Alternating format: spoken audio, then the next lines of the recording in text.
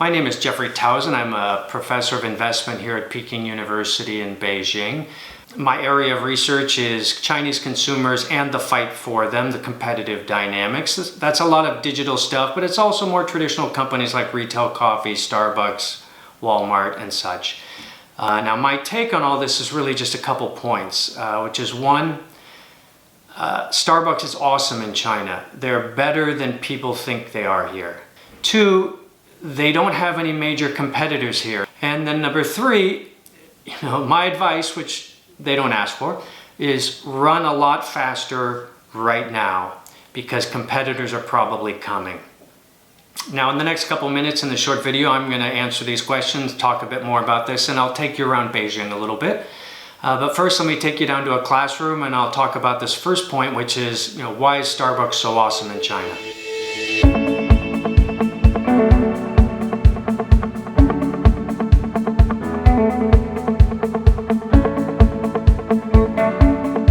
This chart over my shoulder here is about the consumer picture, and that's really, a huge wind at the back of this company.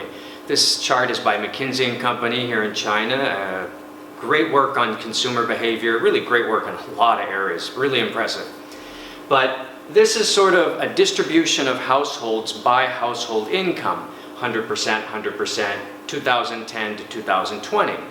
Now the thing to look at is 2010, this little blue bar was 6% of households back then had household incomes of $16,000 to about $34,000. And then this much bigger bar, 82%, that was households that had between $6,000 and $16,000. And this is very different spending patterns. This larger group was very frugal, didn't have a lot of money to spare. This smaller group that had higher income, well, they had passed a point where they could spend money a little more freely because they had some extra money, so they could start to do things like, what kind of sofa would I like? What kind of clothes would I want to wear? Maybe we'll take a trip this year. Let's go to Thailand. Let's go get a cup of coffee at Starbucks. Very different thinking.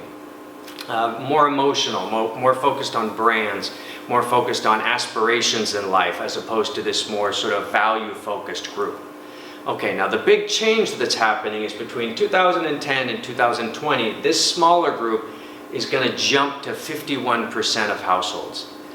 So suddenly, every year, there's literally just millions and millions more families for whom going to a place like Starbucks is like, sure, let's do that. That'd be a nice thing to do. We're seeing this big shift in behavior, and that kind of shift really benefits a company like Starbucks, who is really offering sort of a little indulgence, sort of an occasional luxury, have a nice 35 kwai cup of coffee. So that big shift is, 51% of why this story is so compelling. Okay, not that great of a day in Beijing. Kind of polluted, which is actually kind of unusual for the fall. Fall tends to be pretty nice. Anyways, I'm off to find a Starbucks, which is surprisingly difficult in this part of town. I'm not sure what's up with that.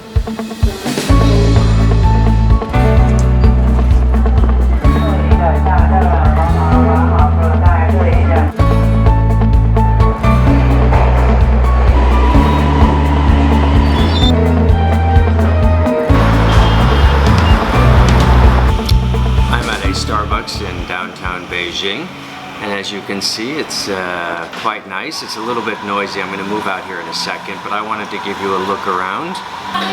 What jumps out is how nice it is. It's almost like a modern version of a sort of traditional Chinese tea house. There's a lot of this sort of localization going on. I also ordered a mid-autumn toasty nut latte, which is about the least butch drink I've ever ordered, but it's really good.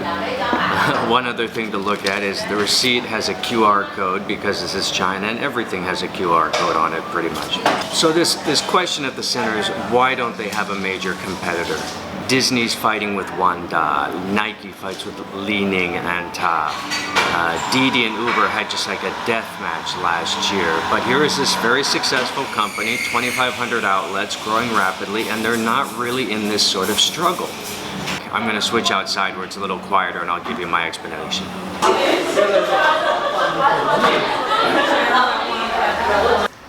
So my explanation, which I'm not 100% sure about, it is why is there no major competitor here?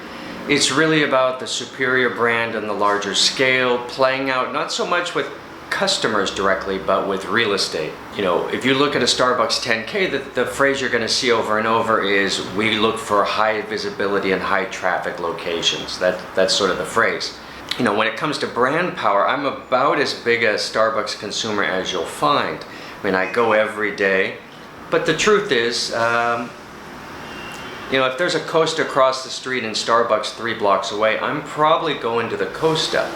So there's brand power, but you know, it's not that firm of a hold. A lot of us are kind of non-committal and a little flirtatious when it comes to retail coffee. So it becomes about having the best location, the most convenient location. One smaller independent coffee company might get a place on a side street, which is cheaper real estate, but Starbucks will take the place in the mall, the grade A mall, more expensive.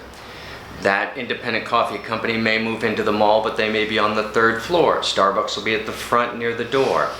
Even if the independent moves to the front, Starbucks will take a bigger space, free Wi-Fi, larger facility. And they can pull this off because their brand and traffic is so much greater that from day one they can kind of fill that up, where the independent company is going to bleed cash because they took the more expensive real estate, but they're waiting for their traffic to grow. So I think that sort of combination of superior brand, local volume gives them an advantage on that fixed cost, which is real estate, and that plays out over time.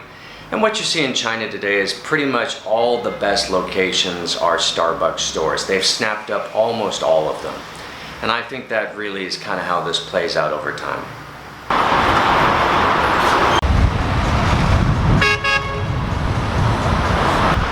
Final point.